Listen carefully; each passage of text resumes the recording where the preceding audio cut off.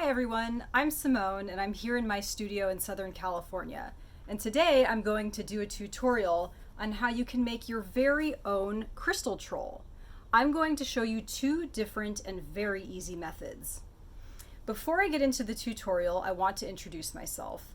I'm an artist and designer, and I restore and restyle vintage troll dolls. My line is called Topanga Folk.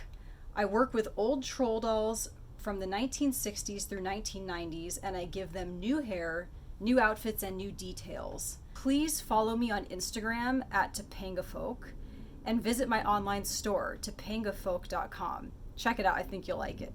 And now let's get on with the tutorial. So, what's the deal with crystal trolls? Well, they've been trending for a couple years now, and there's a couple artists and designers who make them and sell them, but they're super popular and sometimes they can sell out. So if you are just jonesing for a crystal troll and you can't get one, or you are crafty and want to try making one yourself, the purpose of this tutorial is to show you that it's actually extremely easy and you can definitely do it yourself. I've been an artist and craftsperson for over 30 years, basically my entire life, and I'm super excited to show you.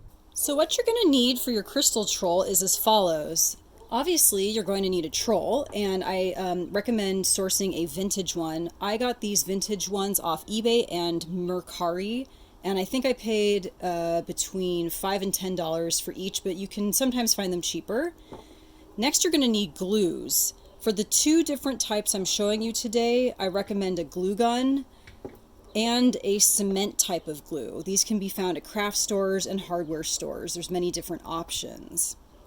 Next, you are definitely going to need crystals. You can get either a single large crystal chunk or point, or smaller crystals that aggregate to form the head. And I found this large one on Etsy, and it was $10 with free shipping, which was a great deal. It's a beautiful crystal.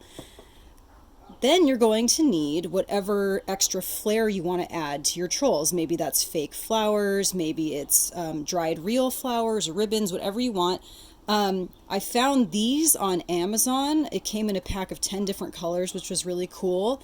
But I've seen really affordable fake flowers for sale at Michael's Crafts and any craft or fabric store. And lastly, you're definitely going to want a ruler for measurements, and if you have it, a pair of tweezers can help with gluing. So one critical aspect of making a crystal troll is sourcing all of the materials, and I'm going to provide a list of sources for these materials in the text below this video to help you find those things. I'm going to talk to you about the vintage troll piece.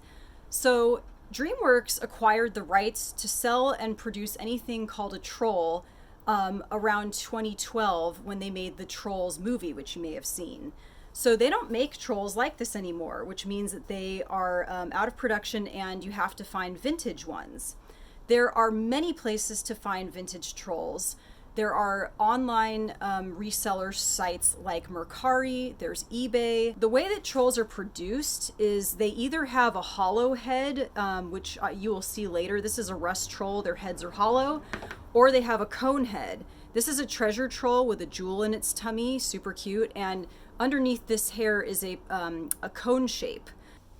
Okay, so you've got your troll. Now the first thing you need to do is remove the hair. And the hair was not made super industrial strength, so it pretty much just comes right out with just a little bit of working and pulling.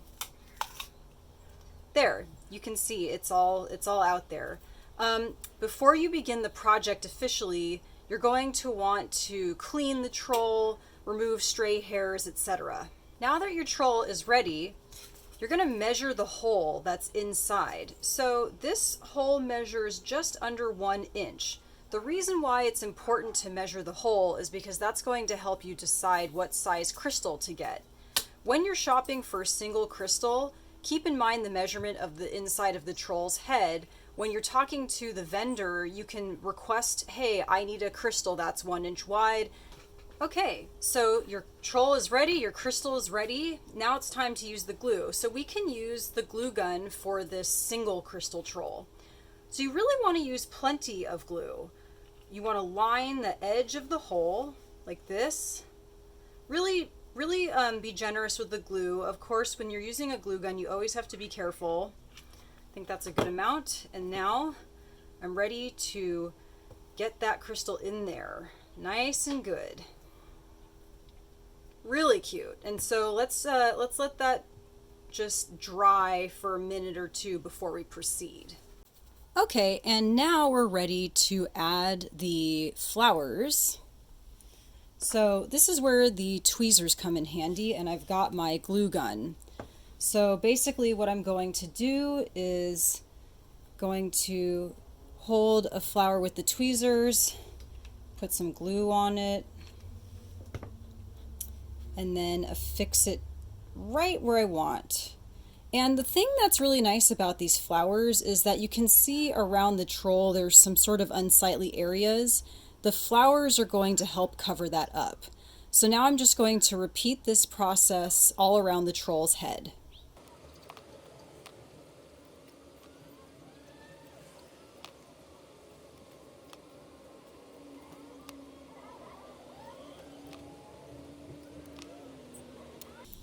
And that's it.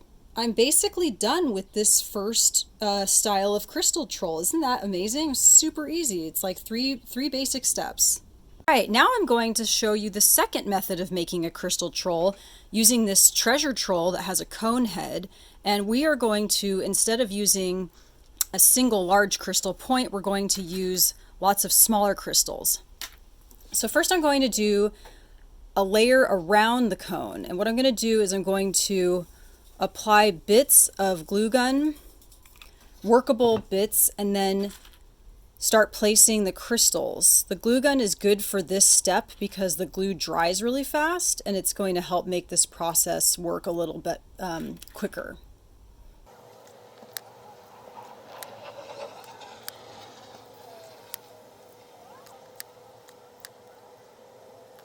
Okay, now that I've got this really amazing perimeter of small crystals, we really need to fill the inside area of the crystals. So what I'm going to do for that is I'm going to use the cement. This cement will add strength to the entire conglomerate of crystals, and I will start putting glue onto crystals and placing them into the head and sort of starting to fill it up. So let me show you how that works.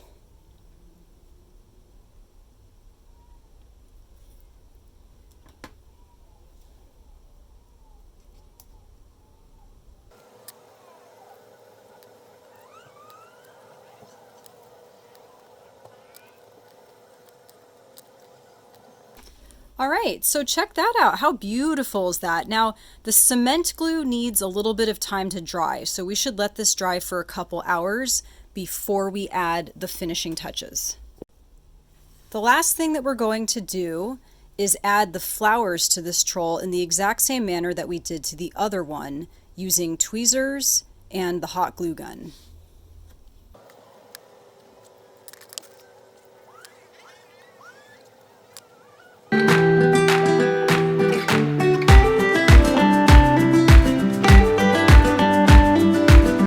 So that's it. In just a few simple steps, we made 2 different variations of adorable, super cute crystal trolls.